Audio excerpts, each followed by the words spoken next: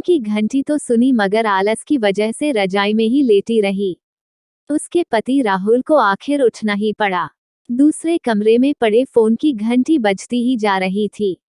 इतनी सुबह कौन हो सकता है जो सोने भी नहीं देता। इसी चिड़चिड़ाहट में उसने फोन उठाया।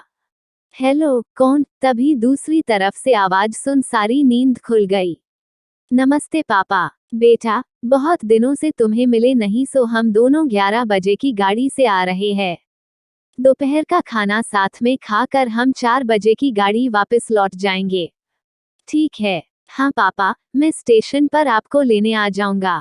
फोन रखकर वापस कमरे में आकर उसने रचना को बताया कि मम्मी पापा 11 बजे की गाड़ी से आ रहे हैं और दोपहर का खाना हमारे साथ ही खाएंगे। रजाई में घुसी रचना का पारा एकदम 7वें आसमान पर चढ़ गया। कोई इतवार को भी सोने नहीं देता, अब सबके के लिए खाना बनाओ।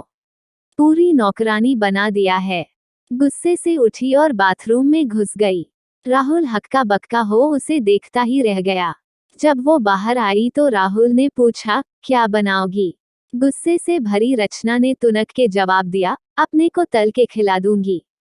राहुल चुप रहा और मुस्कुराता हुआ तैयार होने में लग गया, स्टेशन जो जाना था।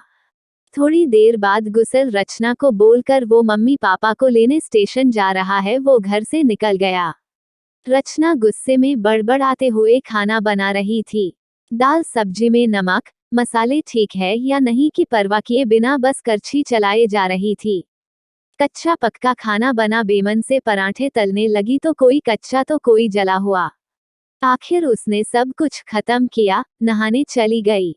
नहा के निकली और तैयार हो सोफे पर बैठ मैगजीन के पन्ने पलटने लगी।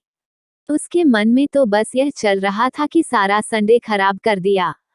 बस अब तो आएं, खाएं और वापस जाएं।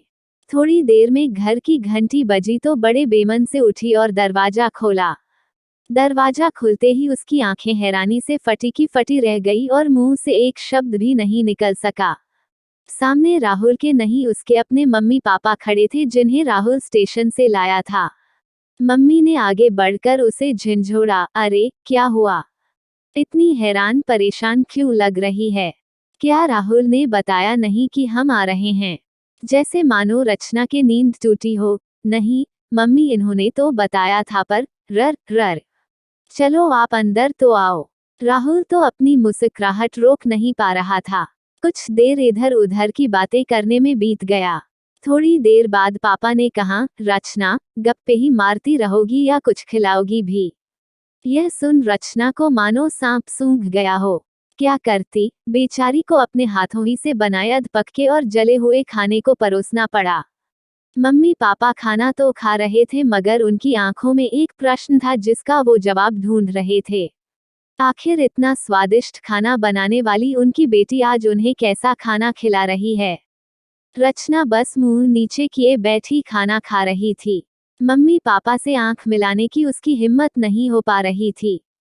खाना खत्म कर सब ड्राइंग रूम में आ बैठे। राहुल कुछ काम है, अभी आता हूँ कहकर थोड़ी देर के लिए बाहर निकल गया। राहुल के जाते ही मम्मी, जो बहुत देर से चुप बैठी थी, बोल पड़ी, क्या राहुल ने बताया नहीं था कि हम आ रहे हैं? तो अचानक रचना के मुंह से निकल गया, उसने सिर्फ यह कहा था कि मम्मी पापा लंच पर आ रहे हैं। मैं समझी उसके मम्मी पापा आ रहे हैं। फिर क्या था, रचना की मम्मी को समझते देर नहीं लगी कि ये मामला है। बहुत दुखी मन से उन्होंने रचना को समझाया, बेटी, हम हो या उसके मम्मी पापा, तुम्हें तो बराबर का सम्मान करना चाहिए। मम्मी पापा क्या, कोई भी घर आए तो खुशी खुशी अपनी हैसियत के मुताबिक उसकी सेवा करो। बेटी, जितना किसी को सम्मान दोगी उतना तुम्हें ही प्यार और इज्जत मिलेगी। जैसे राहुल हमारी इज्जत करता है उसी तरह तुम्हें भी उसके माता पिता और संबंधियों की इज्जत करनी चाहिए। रिश्ता कोई भी हो, हमारा या उसका, कभी फर्क नहीं करना। रचना की आंखों में आंसू आ गए और अपने को शर्मिंदा महसूस कर उसने मम्मी को वचन दिया कि आज के बाद फिर ऐसा कभी नहीं होगा।